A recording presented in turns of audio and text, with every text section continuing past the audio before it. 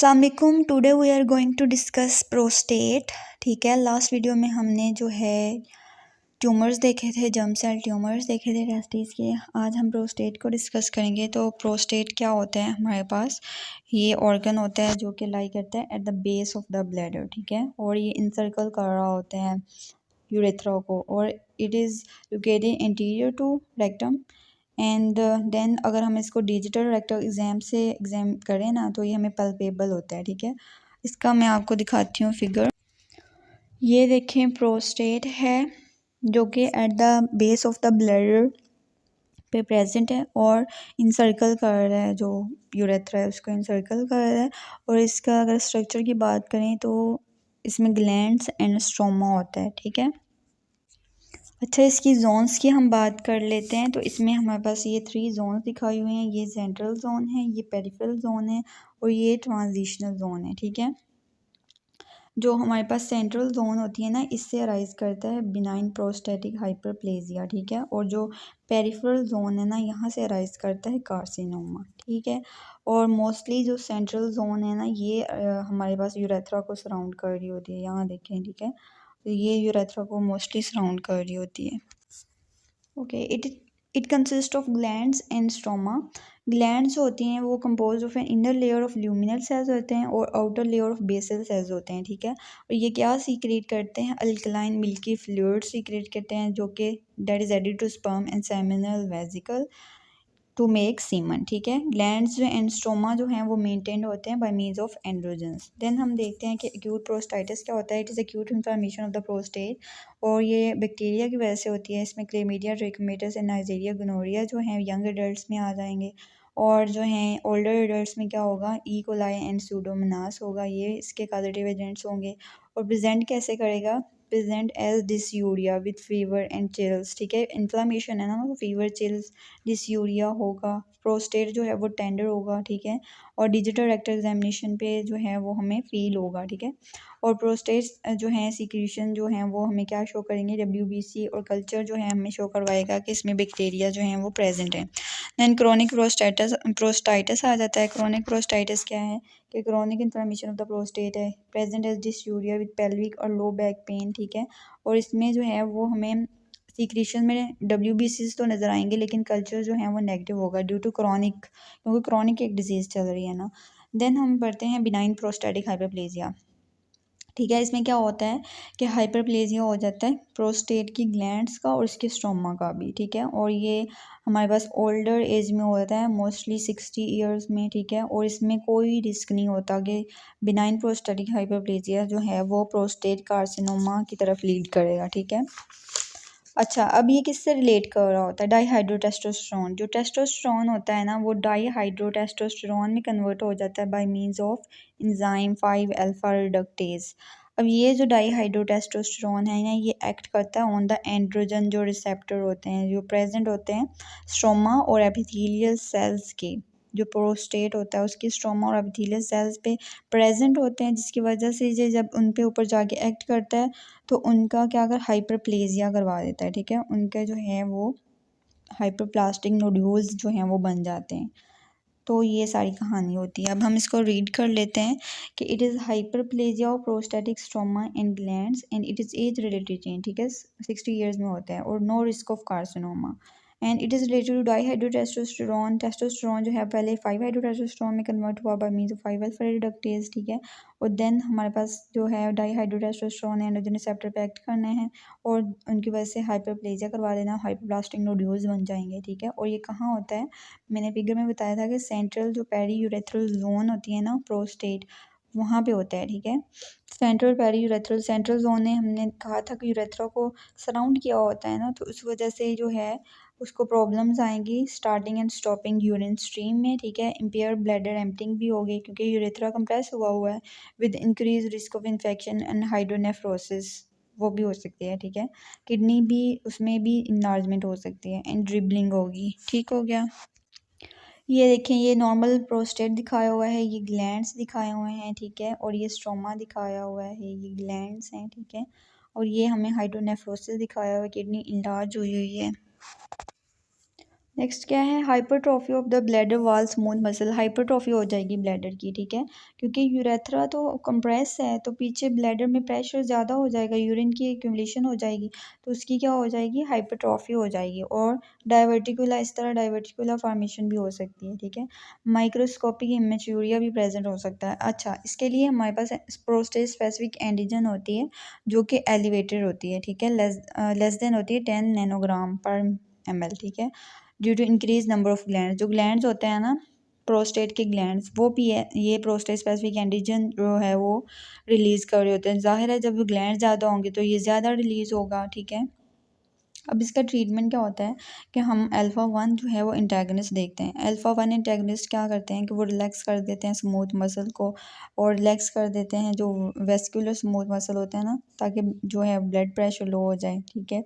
इसके अलावा alpha one ए इंटेगनिस्ट भी होते हैं, अल्फ़ा वन बी इंटेगनिस्ट भी होते हैं। जो अल्फ़ा वन ए इंटेगनिस्ट होते हैं ना वो हम नॉर्मोटेंसिव इंडिविजुअल्स में देते हैं, लेकिन जो वन बी होता है ना, वन बी उसका ब्लड वेसल पे भी इफेक्ट होता है जाके, ठीक है, कि उसने जो है ब्लड वेसल को भी जाके जो है वो रिलैक्स करवाना होता है, ठीक है। तो जो हाइपरटेंसिव पेशेंट्स होते हैं ना उनमें फिर हम जो है वन बी के जो हैं वो देते हैं ताकि उनकी जो ब्लड वेसल वो भी रिलैक्स कर जाएं। इसके अलावा जो है उनका स्मूथ मसल जो है वो भी रिलैक्स कर जाएं, ठीक है, प्रोस्टेट के स्मूथ मसल भी रिलैक्स कर जाएं और हमारे पास कंडीशन जो है वो रिलीव हो जाए। हम 5 अल्फा रिडक्टेज इनहिबिटर भी देते हैं जो क्या करते हैं, ब्लॉक करते हैं conversion of testosterone to dihydrotestosterone, ठीक है। तो ये आपने सिर्फ नाम याद रख लेना है कि हम 5 अल्फा रिडक्टेज इनहिबिटर देते हैं, अल्फा वन एंटागोनिस्ट देते हैं। इनकी आगे आपको रीजनिंग नहीं पता होनी चाहिए कि क्या करना है क्या नहीं करना, ठीक है, ये सिर्फ नाम याद रख लें। देन हमारे पास है प्रोस्टेट एडिनोकार्सिनोमा। प्रोस्टेट एडिनोकार्सिनोमा क्या होता है कि मलिग्नेंट प्रोलिफरेशन हो गई है प्रोस्टेटिक ग्लैंड की, ठीक है। इसमें क्या होगा कि it is the second most cause of cancer related death in man, ठीक है।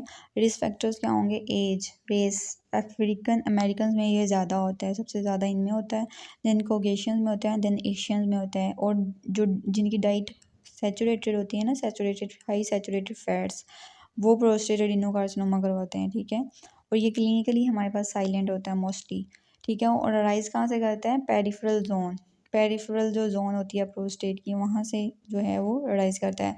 अब हमने कहा था जो पेरिफेरल जोन होती है ना वो तो दूर होती है, ठीक है, यूरेथ्रा से, ये वाली पेरिफेरल जोन होती है, फिर हमारे पास ट्रांजिशनल जोन होती है, फिर हमारे पास सेंट्रल जोन होती है, और साथ ही यूरेथ्रा पड़ा होता है। तो सेंट्रल जोन जब इफेक्ट होती है तो वो तो यूरेथ्रा पे करेगी, लेकिन जब पेरिफेरल जोन होगी तो हमें यूरेथ्रा वाली कोई सिम्टम्स नहीं आएंगे, यूरेथ्रा इफेक्ट नहीं होगा इतना, ठीक है। तो इसमें उसने यही बात की हुई है कि urea arise in the peripheral zone and does not produce urinary symptoms नहीं आएंगे फिर हमें, क्योंकि वो यूरेथ्रा को तो कंप्रेस ही नहीं कर रही, ठीक है। और जो है हम इसके लिए फिर हम पीएसए ही देखते हैं, प्रोस्टेट स्पेसिफिक एंटीजन ही देखते हैं, ठीक है। जो इसका नॉर्मल लेवल होता है ना वो 0 to 4 होता है, ठीक है। और अगर ये लेस देन 10 हो तो वो होता है हमारे पास बिनाइन प्रोस्टैटिक हाइपरप्लेजिया में। लेकिन अगर हमें ये ग्रेटर देन जो है वो 10 मिले तो फिर हम उसको कहते हैं कि प्रोस्टेट एडिनोकार्सिनोमा है। तो यही बात नीचे लिखी हुई है, ठीक है। नेक्स्ट उसने क्या कहा है कि प्रोस्टेटिक बायोप्सी जो है वो हम करवाते हैं to confirm the presence of carcinoma, ठीक है। और इसमें हमें क्या मिलता है, शो स्मॉल इन्वेसिव ग्लैंड्स मिलते हैं विद प्रोमिनेंट न्यूक्लियाई, ठीक है। अब हम ग्लीसन ग्रेडिंग जो है इसकी करते हैं, ग्लीसन ग्रेडिंग सिस्टम जो है वो यूज़ होता है इसके लिए प्रोस्टेटिक एडिनोकार्सिनोमा के लिए, ठीक है। और ये आर्किटेक्चर पे जो है वो डिपेंड करता है, ठीक है, आर्किटेक्चर पे डिपेंड करता है इसका जो है ग्लीसन ग्रेडिंग सिस्टम। अच्छा, ग्लीसन ग्रेडिंग सिस्टम में क्या होता है कि हम ग्रेडिंग करते हैं 1 to 10 तक, ठीक है।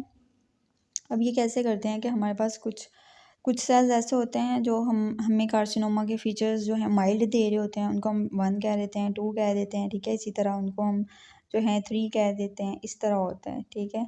जो बहुत ज़्यादा वर्स फीचर्स शो कर रहे होते हैं कार्सिनोमा की, किसी को हम 4 भी कह देते हैं। तो डिपेंडिंग ऑन द उनके आर्किटेक्चर की बेस पे ना हम लोग जो है उसको जो है वो 1 2 3 4 ग्रेड दे देते हैं। फिर हम कैसे करते हैं ग्लीसन ग्रेडिंग, कैसे करते हैं कि 2 को प्लस करते हैं, ठीक है। अगर हमारे पास 1 ज़्यादा प्रोमिनेंट है और 4 जो ज़्यादा प्रोमिनेंट है तो फिर हम क्या करते हैं 1 1 + 4, तो हमारे पास क्या आ जाता है 5 आ जाता है। तो इस तरह हम लोग जो है ये ग्लीसन ग्रेडिंग सिस्टम जो है वो करते हैं। ओके, ये फिगर देखें, प्रोस्टेटिक एडिनोकार्सिनोमा दिखाया हुआ है, यूरेथ्रा दिखाया हुआ है, ठीक है। ये ग्रॉस अपीयरेंस उसकी माइक्रोस्कोपिक अपीयरेंस में क्या दिखाया हुआ है, ये ग्लैंड्स दिखाए हुए हैं कैसे न्यूप्लास्टिक हुए हुए हैं, ठीक है। और ये ऑस्टियोब्लास्टिक मेटास्टेसिस दिखाई हुई है।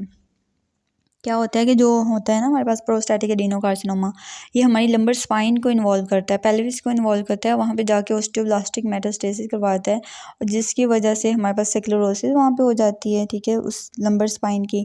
सेक्लोरोसिस की वजह से जो पेशेंट्स मोस्टली प्रेजेंट करते हैं ना, वो लो बैक कमर दर्द के साथ आते हैं, ठीक है। प्रोस्टैटिक एडिनोकार्सिनोमा के पेशेंट कमर दर्द के साथ आते हैं, ठीक है। और इसमें क्या होता है, हमारे पास सीरम अल्कलाइन फास्फेटेज के लेवल भी ज़्यादा हुए होते हैं। ये देखिए यहाँ पे लिखा हुआ है, क्या होता है कि ये कैसे प्रेजेंट करता है, spread to lumbar spine or pelvis is common, resulting in osteoblastic metastasis that present as low back pain and increased serum alkaline phosphatase. Serum alkaline phosphatase क्यों राइज हुआ है, ड्यू टू ऑस्टियोब्लास्टिक एक्टिविटी, ठीक है। और PSA भी raise होंगे, prostatic acid phosphatase भी ज़्यादा होगा। ओके, इसका ट्रीटमेंट हम कैसे करते हैं, प्रोस्टेक्टमी परफॉर्म करते हैं, ठीक है। इसके अलावा हार्मोन सप्रेशन भी कर सकते हैं to reduce testosterone and dihydrotestosterone. उसमें हम क्या करते हैं कि कंटिन्यूस सप्लाई देते हैं गोनेडोट्रोपिन रिलेटेड हार्मोन होते हैं ल्यूप्रोलाइड, ठीक है। वो क्या करता है, शट डाउन कर देता है एंटीरियर पिट्यूटरी गोनेडोट्रोपिन, एलएच और एफएसएच को रिड्यूस कर देता है। इसके अलावा हम फ्लूटामाइड दे सकते हैं जो कि act as competitive inhibitor of the androgen receptor, androgen receptor के साथ जो है वो इनहिबिट कर देगी, उसको इनहिबिट कर देगी तो डाईहाइड्रोटेस्टोस्टेरोन किसके ऊपर एक्ट करेगा, ठीक है, रिसेप्टर ही नहीं है। तो this is all about female, this is all about male genital system pathology. जज़ाकल्लाह खैर।